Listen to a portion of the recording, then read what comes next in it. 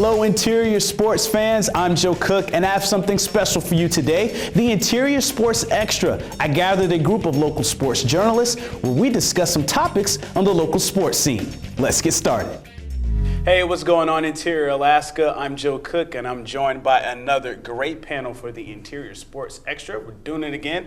I got Mike Fussel with me this time, KTVF, Mike Ives of Channel 13 Sports, and Danny Martin, sports editor at the Daily Newsminer. We're going to talk high school football. The season is in full swing, guys. And after these first couple of weeks, and you see the teams, who do you think has had one of the best starts to the season?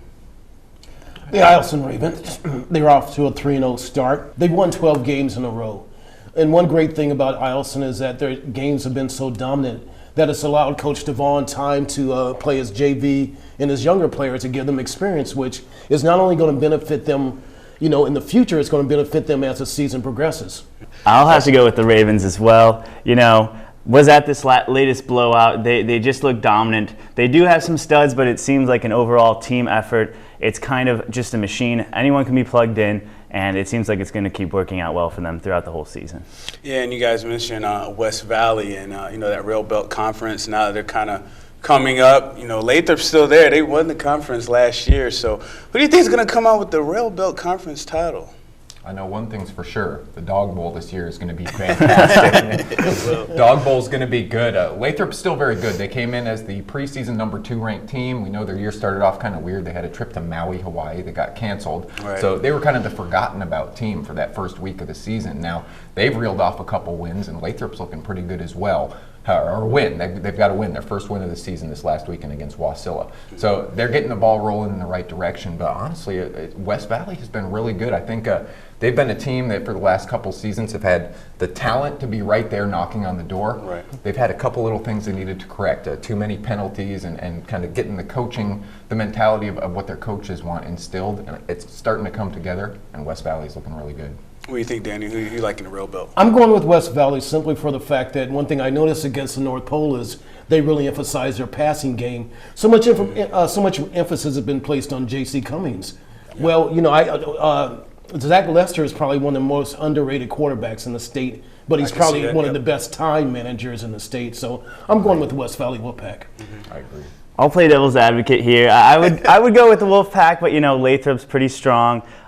You've seen they did have kind of a rough first week there opening up, but they have a good line that's coming into fruition here. The first week of the season, that wasn't necessarily the case, but it seems like the team's getting behind them, and so that's going to start opening up gaps. But there are other things that need to be tamed before that. Penalties, you can't let that get in the way, and other things like that. They had drives where there was just 50 penalty drives, and if they're going to be competitive at higher level, that's just not going to work. And switch it over, medium schools. North Pole had a great start to the year, had a classic with West Valley, and pretty much one win away from winning the SEC conference. Do you think they can really compete in the medium schools level, maybe get back to that state championship game like they did last year, maybe get another crack at so high? It's going to be a tough road for North Pole simply for the fact that, okay, you got your conference games out of the way. You're going to pretty much wrap up the conference. You're going to be in the state playoffs. But look who you've got down the road. You've got Lathrop, you've got Colony. And if you go to the playoffs, you're either going to see Palmer or Soldado or possibly Kenai. These are all tough teams. One thing I noticed with North Pole is they're young and they're secondary, and that affected them greatly against West Valley. Mm-hmm. So basically what they got to do is they got to shore up the secondary. They've also got to put a stronger emphasis on their running game. I don't think, Marshall Chase is an excellent wide receiver, mm-hmm. but North Pole needs more weapons, at the wideout position. Most definitely. And anybody want to comment on that, North Pole? I agree with that. Yeah, I agree with Danny too. And I think one thing about the Patriots that's become pretty obvious is they have a superstar on the roster. Dew Rogers at quarterback is fantastic. The best dual threat quarterback in the state of Alaska that I've seen. And Dew can carry you to a lot of wins. The problem is, like Danny said, you need someone else to step up and be a star with him. And I think we saw in that West Valley game where they lost by a point, a classic battle. That once West Valley kind of focused on Dew and saying, you know what, we're going to focus, we're going to send all our defenders at you. You got to find someone else to beat us. That made it really hard for North Pole. So they need another person to step up and be a star beside Dew Rogers. Definitely. Mm-hmm. And Fussel, a team that's kind of under the radar quietly, the Monroe Rams. They've won a couple of games, very good running game and defense. How do you think their season going to kind of progress here in the small schools division? I think ground and pound is definitely how to classify them. I think I saw during their opening game, their home opener, in the first half alone, they had probably just a handful or less passing plays. So they're definitely keeping it on the ground, but that's a brutal game to play, and when you don't have a lot of depth, that can be kind of dangerous. So it'll be interesting to watch. But they're going to be using that tool really well, but it can only go so far if they don't get hurt. Right. Depth is always a concern. Not a concern for Allison. We mentioned them earlier. Do you think Allison could possibly repeat? It's Danny, you mentioned earlier, 12 straight wins, looking good to start the season. You think they can, do it again? I think they can. Basically, that's a very deep team I've seen with Allison. When you're, like I said, when you're able to play freshmen and sophomore players and give them significant playing time this early in the season, where we're talking 3 games into the season, it can only bode well for you as the season progresses. Now, you still have a tough part of your schedule to still go. You've got Barrow, you've got Houston, you've got Nikiski. And, they even have a non-conference game against Lathrop. Mm-hmm. So, I think they will repeat. All right, and speaking of repeating, now we can get down to the nitty-gritty and get these picks in. So I guess we'll start with teams that can get playoff berths. Starting in the Rail Belt, I believe the top 2 go. So do Lathrop and West Valley make the playoffs for the Rail Belt? Fussel. I say yes for West Valley, maybe not for Lathrop. Lathrop, no. How about you, Ives? I say yes. I'm putting both of them in there, and I actually think that after a week or 2 here in the future, we might see all 5 interior teams on their top 5 state polls here. So I think we're going to have a good summer. All right, Danny. I'd have to say West Valley and Lathrop. Okay, sounds good. And now state title picks for you guys. Small schools. Allison, are they repeating or? Gotta be. Yeah. I would say Allison's back in it. Unanimous. Allison going all the way. Medium schools, so high. Maybe the best team in the state regardless of division. Yeah. But we got those Patriots. Yeah. But, so we have another sweep so high. Well, when you've been 2 of the better teams in the state in South Anchorage and Service, they haven't played West Anchorage. I don't know if that matchup will ever happen, this season. But, that looks like the best team in the state, period. Mm-hmm. Yeah, I agree, too. I don't think anyone's knocking off so high. I think North Pole has made some great steps. Like we said, they've improved their defense, and they've got a good, solid team. But I think so high is the medium school class. Mm-hmm. Now you guys have Lathrop and West Valley going to the playoffs. Can they get over the hump, if you will? Saw Lathrop get to the semifinals last year. Can they get there or even beyond?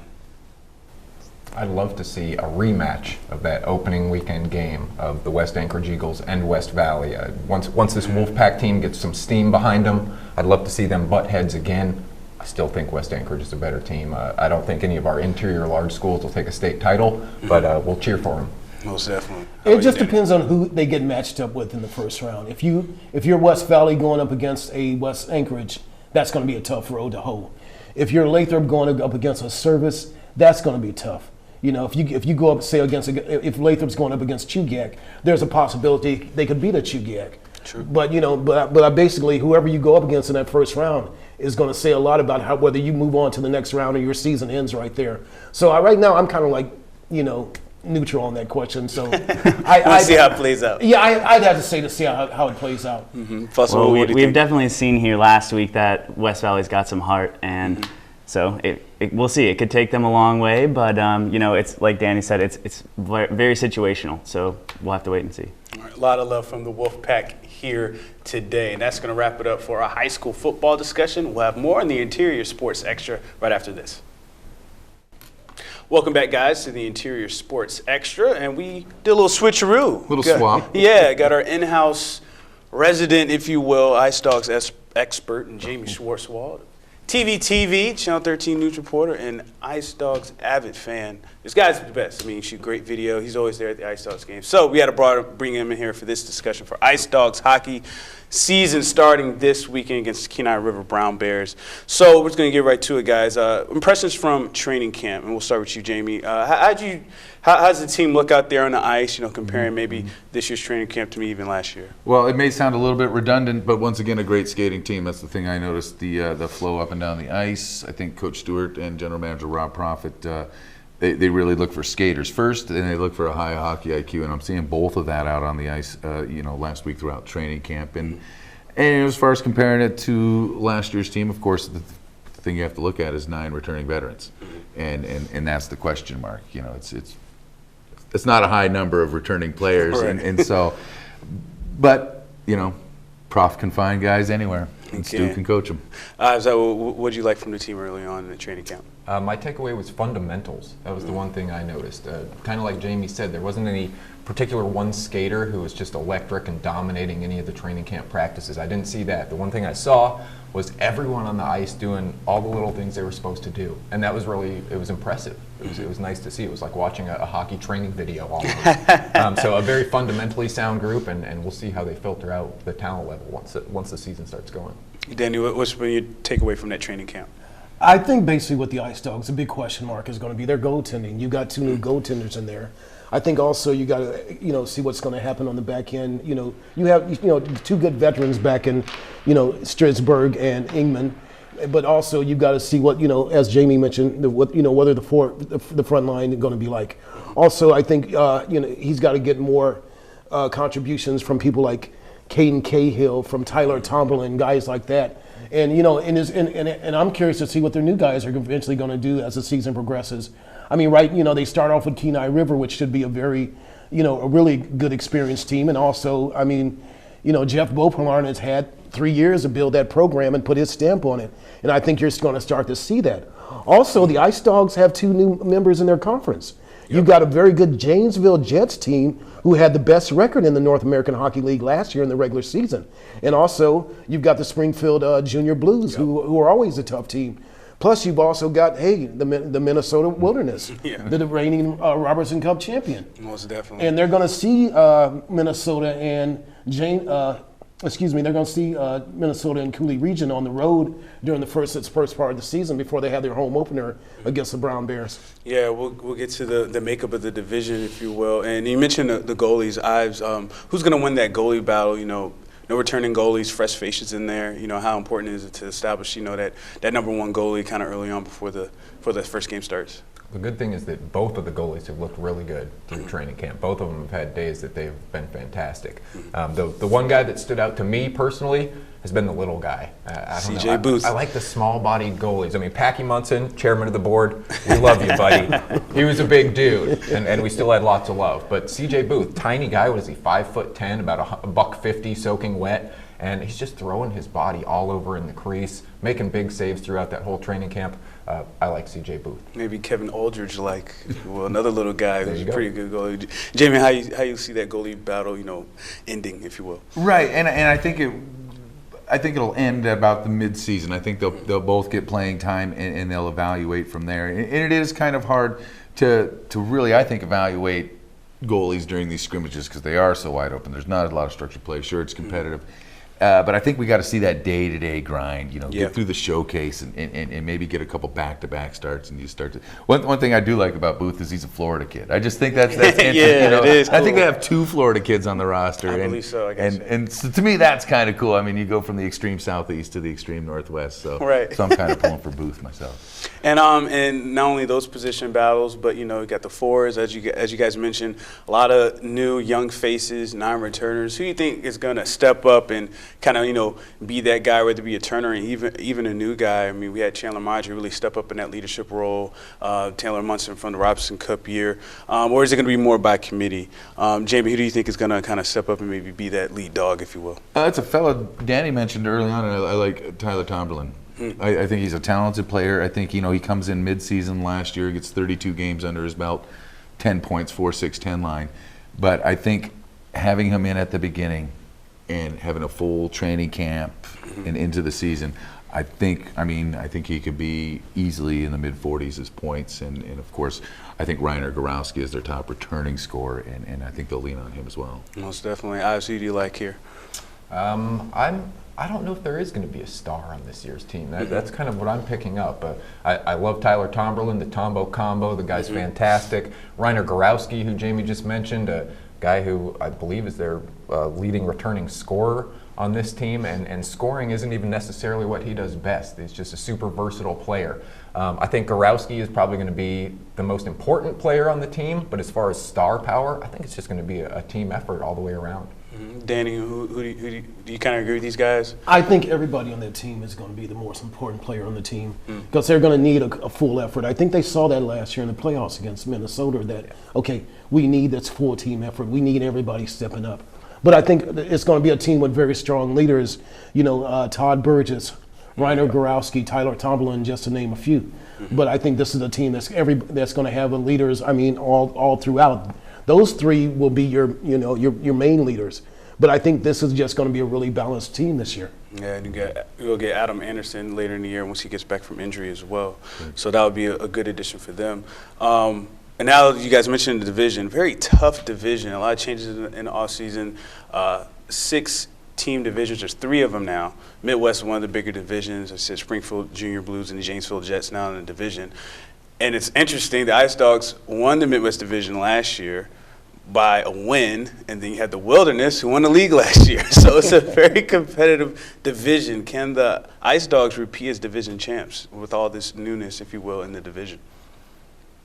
You start with me? Yeah, anybody can jump in on that. I think anything's a possibility. I think one thing with the Ice Dogs, they are always going to be a Robertson Cup contender. They're always going to be at the top of their division, and they will always be in the conversation to get out of that division. That being said, the Minnesota Wilderness are building a very nice foundation.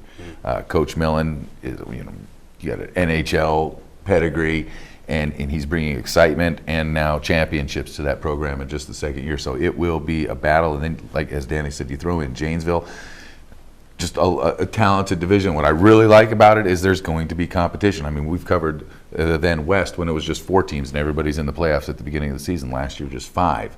Now that we've got a 6-team battle, I think I'm really excited to see how competitive this division is going to be. And I think the Dogs will be up there. And shoot, I'll go Homer. Yeah, okay. They're going to win it.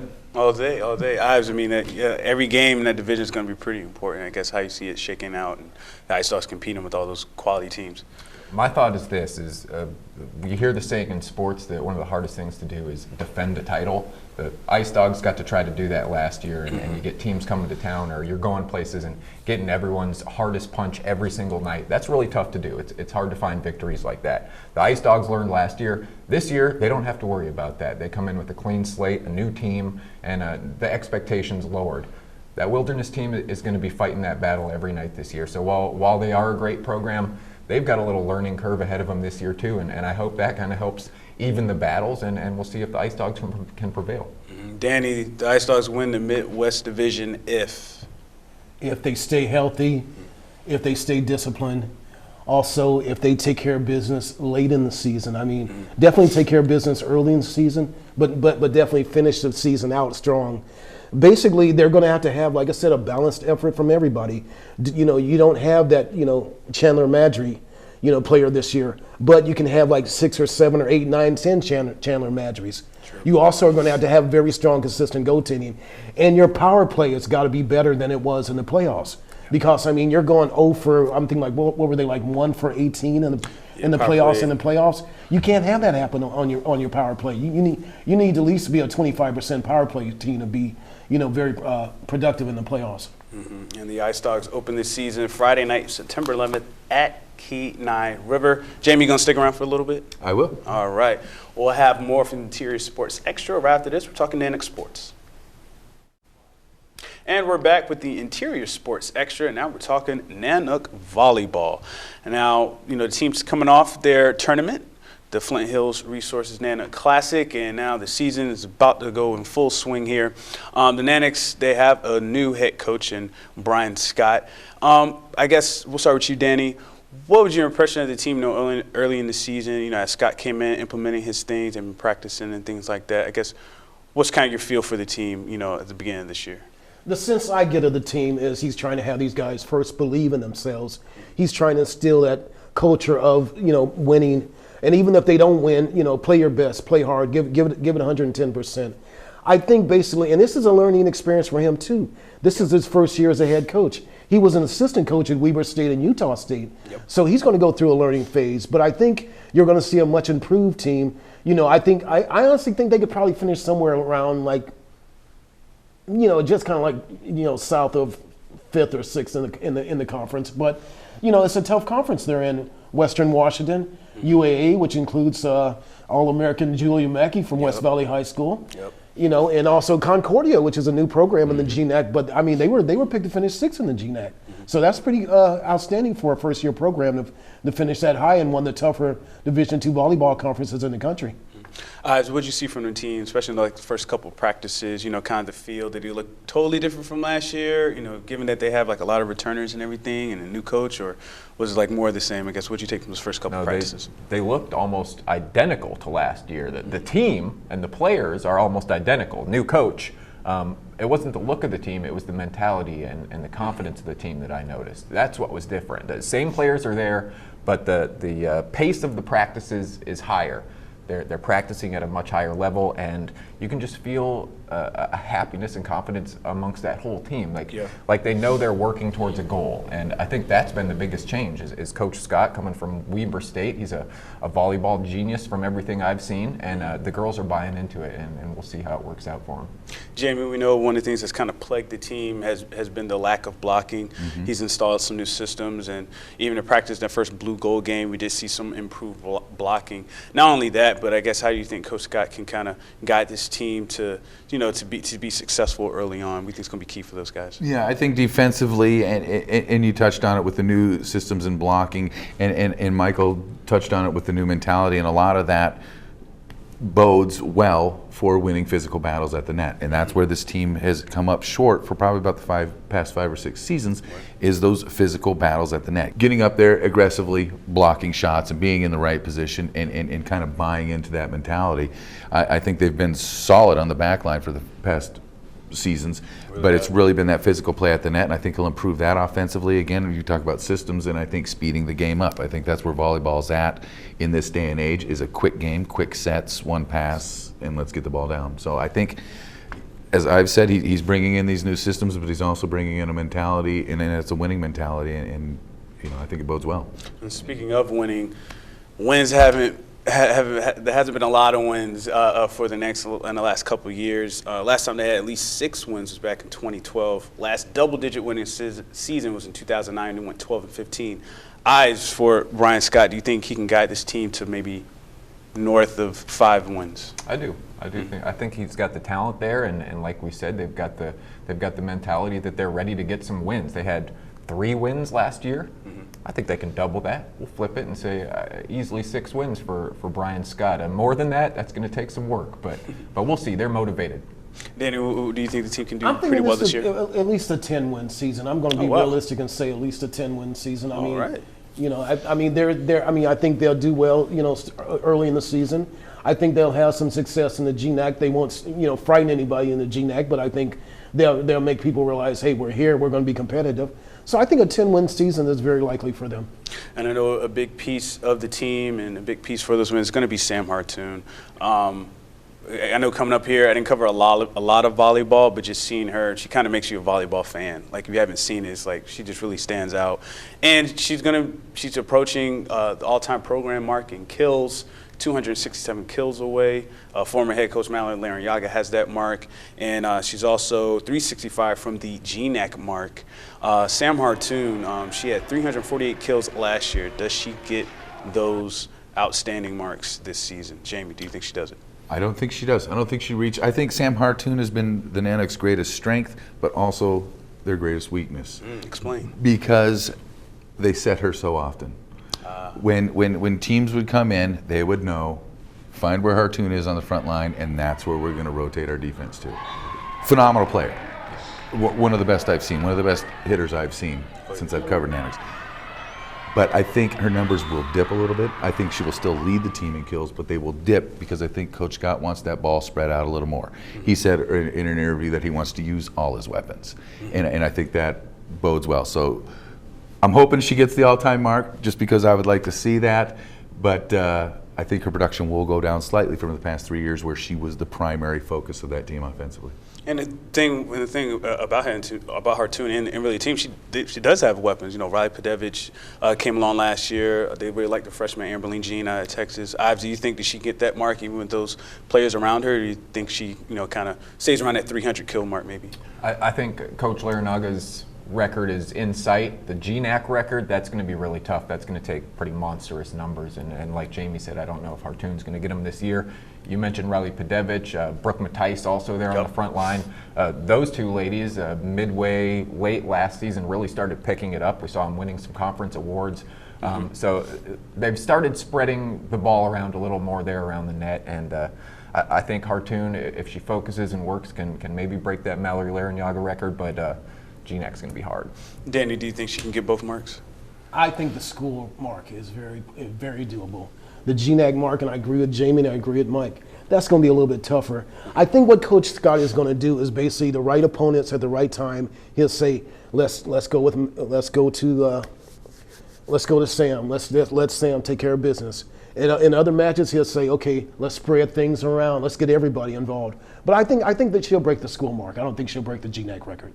And anybody can hop in on this. Going back to what Jamie said, maybe she doesn't get those marks. Maybe she doesn't get those high kill numbers, but maybe the wins go up because of that. What do you guys think about that? I think Sam Hartoon would take that in a second. Knowing her, she's put up great individual numbers, but she's always been about the team, and I think she would take it in a second. Oh, I agree. I thoroughly agree. I mean, she's been there 3 years, and she hasn't had experience in winning season. I think she would like to go out saying, let's have at least one winning season, even if we don't make the playoffs. Let's at least go out on top, doing better than we've done in the past 3 seasons.